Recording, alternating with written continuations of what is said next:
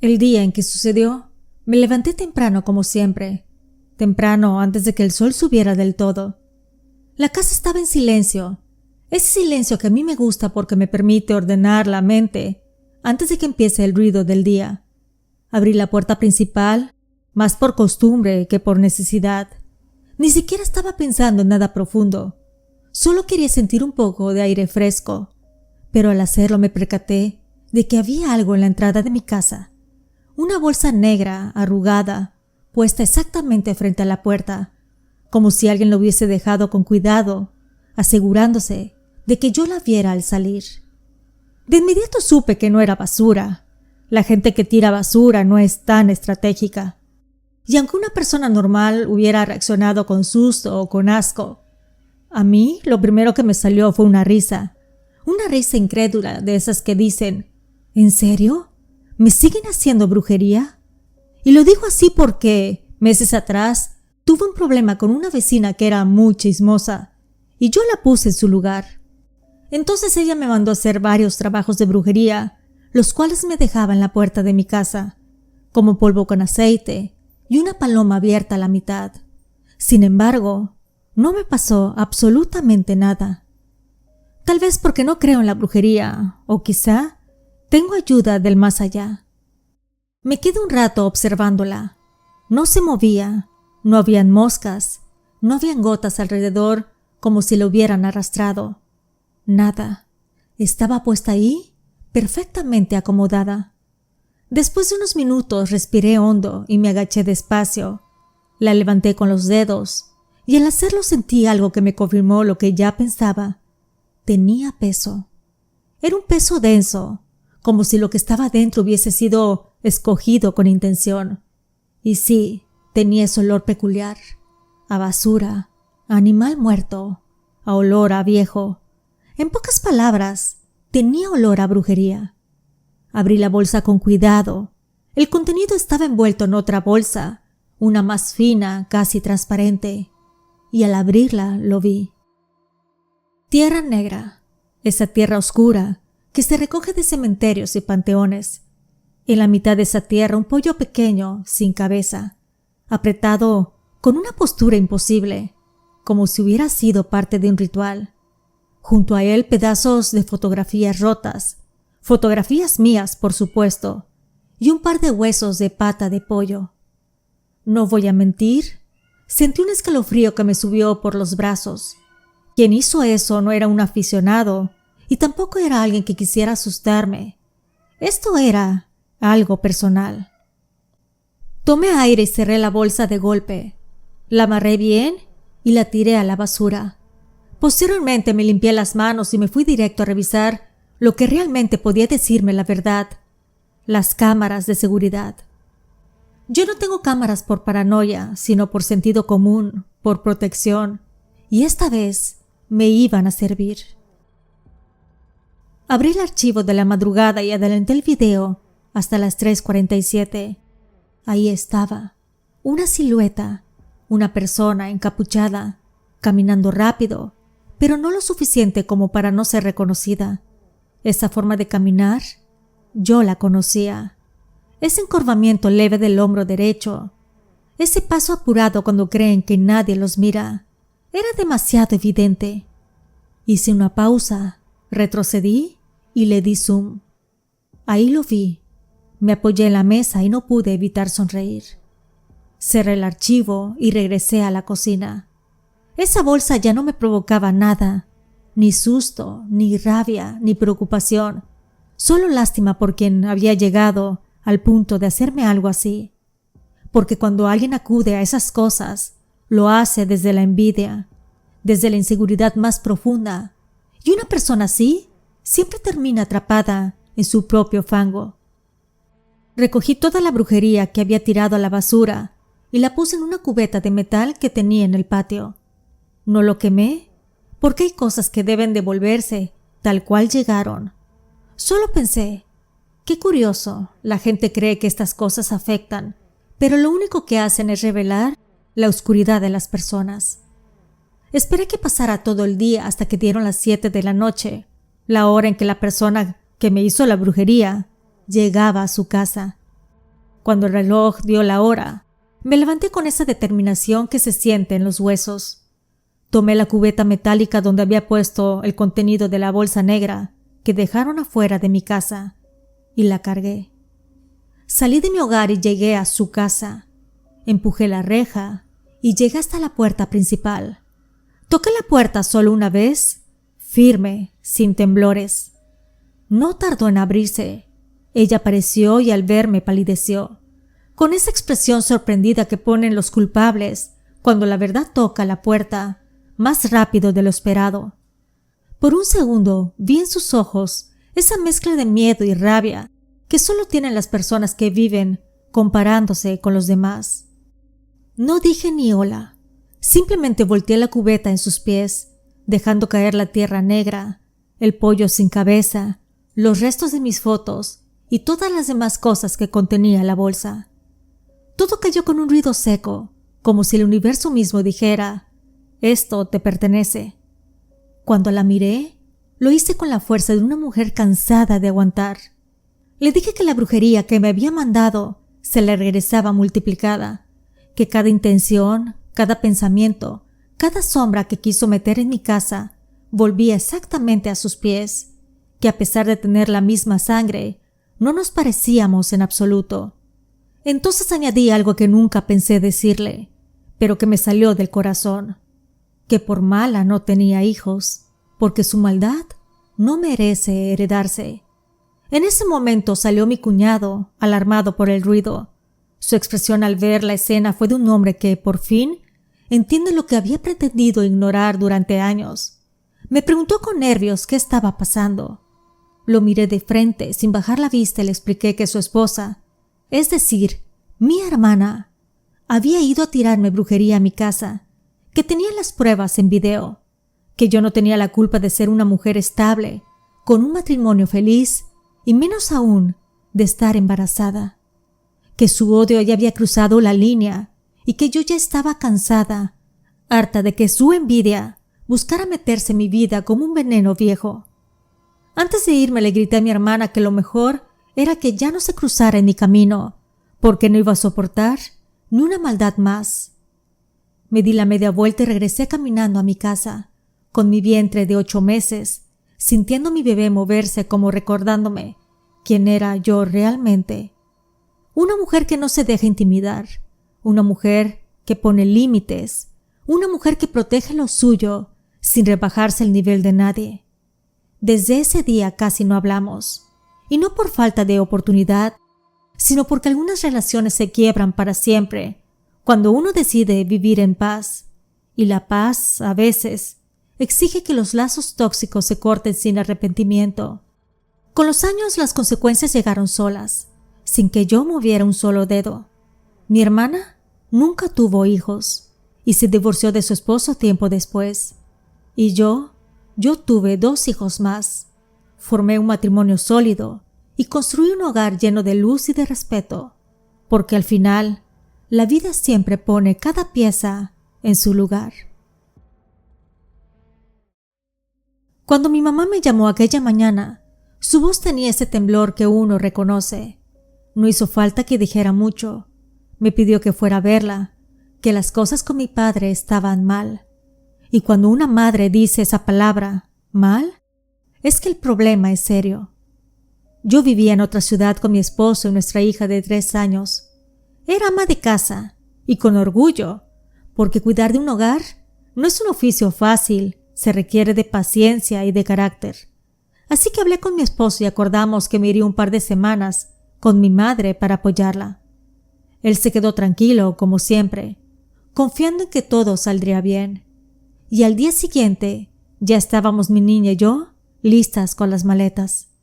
Mi mamá me recibió con una sonrisa cansada.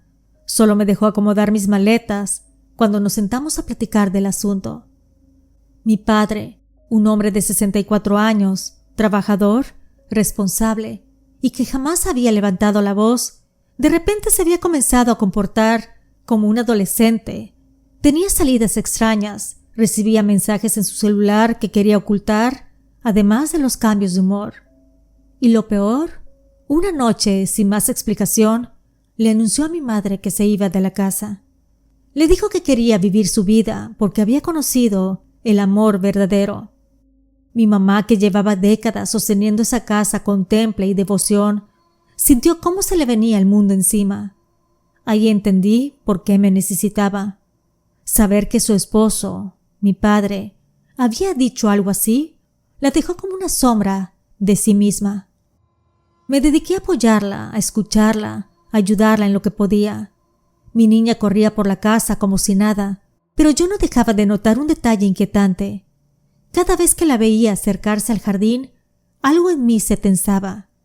No sabía por qué, hasta que lo vi.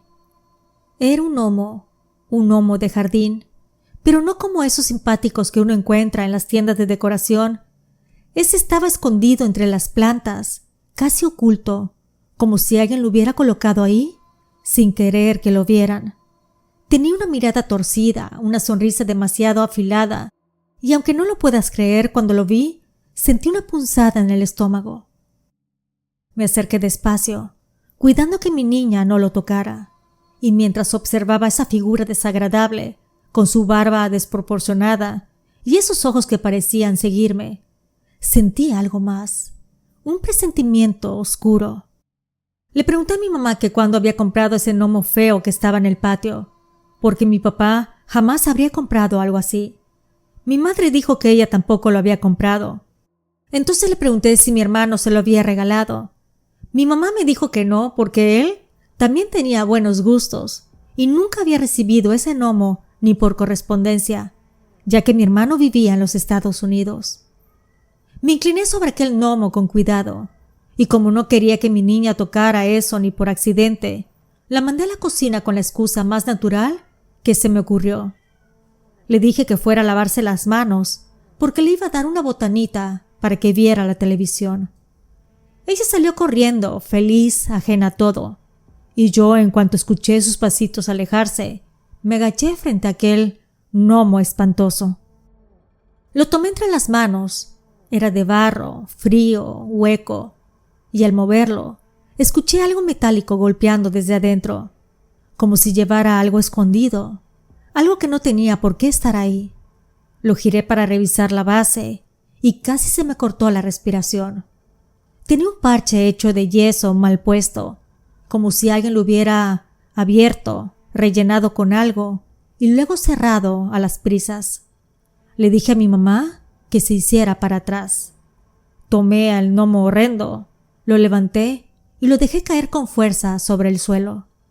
El golpe resonó seco, contundente.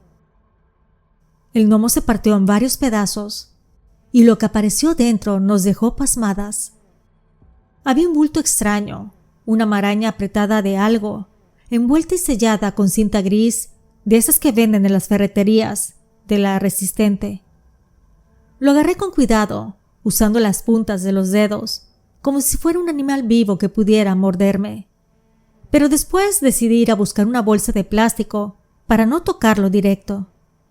Intenté despegar la cinta, pero no había forma. Estaba tan apretada que cualquiera habría pensado que lo hicieron para que nadie lo abriera jamás. Así que le pedí a mi mamá que me diera unas tijeras, las cuales me dio con las manos temblorosas. Metí la punta de las tijeras y empecé a cortar la cinta, tramo por tramo. Cuando por fin la maraña cedió y pude separar la última capa, lo que había adentro era tan horrible que no lo vas a creer. Era un amarre hecho con restos personales de mi padre. Cabellos mezclados con un pedazo de tela que yo reconocí al instante. Era una de las camisas favoritas de mi padre. Había también alambres retorcidos, agujas oxidadas, clavos y tierra negra. También había un papel doblado varias veces. Lo desdoblé con cuidado. Tenía peticiones dirigidas a mi padre y maldiciones para mi mamá. Ahí entendí que lo que estaba pasando con mi papá no era normal, no era casualidad, no eran cosas de la edad. A mi papá lo tenían trabajado con brujería, lo habían trabajado de una manera muy fuerte. Mi mamá me miraba como si su alma hubiera salido de su cuerpo. Sus manos temblaban, sus labios los tenía apretados, queriendo preguntar 1000 cosas, sin encontrar una sola palabra para decir. Guardé el amarre dentro de la bolsa con la que lo abrí, lo anudé varias veces y le pedí a mi mamá que nos moviéramos rápido, que no dejáramos esa energía rondando en la casa ni un segundo más. Ella asintió con la cabeza, todavía con los ojos llenos de lágrimas, pero con una determinación que solo aparece cuando una mujer entiende la gravedad de lo que estábamos enfrentando. Subimos a su cuarto para que pudiera cambiarse y salir conmigo. No sabíamos a quién acudir exactamente, pero algo dentro de mí me decía que teníamos que buscar ayuda espiritual, alguien que supiera tratar ese tipo de trabajos. Mi mamá mencionó el nombre de una mujer que vivía a unas cuadras, una señora mayor, respetada y temida en partes iguales, conocida por ayudar a quien realmente lo necesitaba, pero también por hacer trabajos oscuros. Entramos a su casa y mientras colocaba la bolsa sobre la mesa de madera, sentí cómo el ambiente cambiaba. La señora abrió la bolsa, observó el amarre por unos segundos y luego levantó la vista hacia nosotras. Estaba seria, pero no tenía miedo ni asombro. Dijo que eso lo habían hecho para destruir la casa desde adentro y que la persona que lo hizo no solo quería a mi padre, sino quería sacar a mi madre del camino. Posteriormente lo tomó con cuidado y dijo que iba a devolver la brujería, que esa energía no nos pertenecía y que tenía que regresar justo a las manos que le habían enviado. También explicó que era necesario hacer una liberación tanto para mi madre en presencia como para mi papá a la distancia. Comenzamos a visitarla cada martes y viernes durante 2 semanas, mi madre, mi hija y yo. Se lo conté a mi esposo porque era justo que supiera que no iba a regresar a las 2 semanas como había dicho. A pesar de que él no creía en la brujería, no discutió y ni se molestó. Simplemente me dijo que me quedara hasta que fuera necesario, que ayudara a mi mamá y que cuidara muy bien a mi niña. Una noche, cerca de las 10, mi padre llegó a la casa.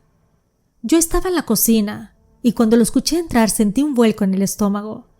Dijo que quería verme, que quería hablar con mi mamá, que la extrañaba. No se veía como el hombre que había empacado para irse con alguien más, sino parecía un hombre desorientado, como si por fin hubiera despertado después de un sueño. Mi padre y ella estuvieron hablando un rato, con calma, sin gritos ni reproches. Y aún así al final dijo que solamente era una visita, que no volvería. Sin embargo, empezó a venir seguido. Algunas veces pasaba para saludar, otras para dejar alguna fruta o para preguntar por mi niña. Noté que mi mamá se ilusionaba, pero no decía nada. Le contamos todo a la curandera y ella aprovechó la apertura. Nos dio unos polvitos en un frasco pequeño, explicando que debíamos disolverlos en la bebida de mi padre cada vez que venía a la casa. Solo un poquito, lo necesario para acelerar el proceso de liberarlo de esa brujería tan fuerte que lo había mantenido ciego y caprichoso. Casi al mes, mi papá regresó con sus maletas. Nadie lo esperaba así. Entró serio, cansado, pero con una claridad en los ojos que hacía mucho no le veía. Le dijo a mi mamá que le diera otra oportunidad, que toda una vida juntos no podía tirarse por la borda, por un arranque que ya no entendía, que había estado confundido, perdido, pero que quería volver. Le habló de su jubilación, de la pensión que pronto llegaría, de cómo, dentro de sus posibilidades, quería hacer realidad lo que ella siempre había soñado: viajar, conocer aunque fuera un poco del mundo, caminar sin prisas y vivir tranquilos. Mi mamá lo miró largo rato antes de responder, y aunque la emoción le brillaba en los ojos, lo tomó con calma. Aceptó que regresara, pero le dejó claro que tendría que regirse por ciertas reglas que ella iba a imponer, porque el daño había sido grande y el respeto debía reconstruirse desde cero. Mi padre aceptó sin discutir.